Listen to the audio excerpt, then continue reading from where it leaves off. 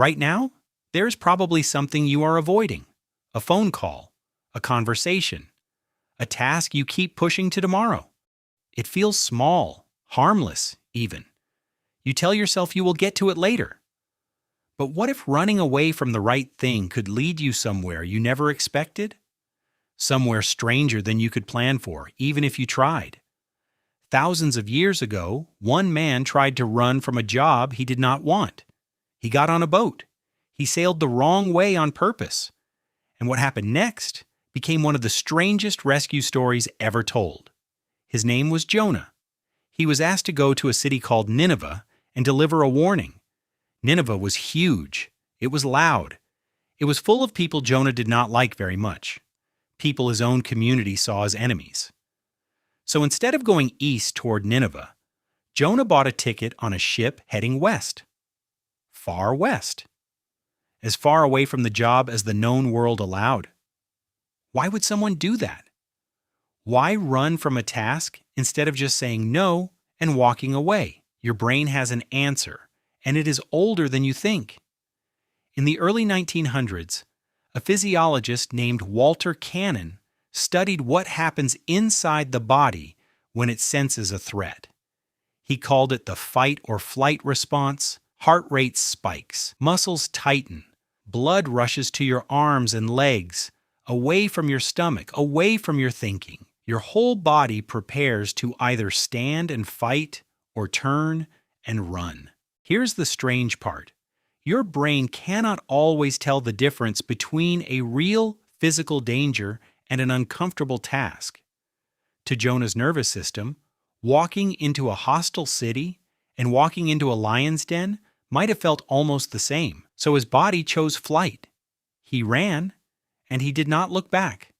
But the sea did not let him go quietly. A storm rose up.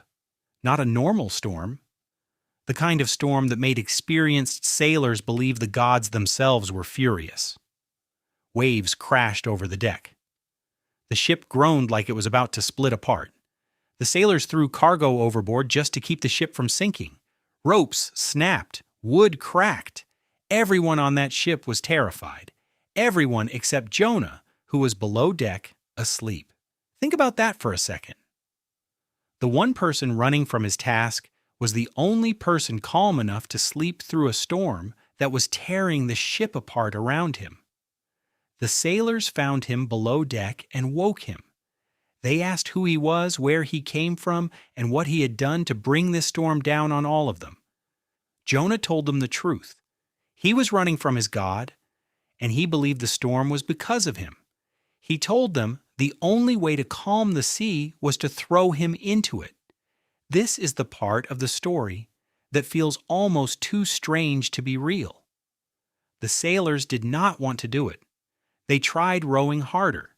They tried praying to their own gods first. They tried everything else before they tried the one thing Jonah told them would work. But the storm only grew worse. Eventually, with the ship close to breaking apart, they picked Jonah up and they lowered him into the sea. And the moment he hit the water, the storm went still. Now here is where most people expect the story to end. A man thrown overboard in the middle of a violent storm should drown within minutes. That is what happens to people. That is what the sailors expected too, as they watched him disappear beneath the waves. But instead, something massive rose up beneath Jonah in the dark water, a giant fish. Some translations call it a whale, and it swallowed him whole. You might be picturing this like a cartoon, a man sliding down a giant throat, landing somewhere with a splash, looking around in confusion. But pause here for a moment.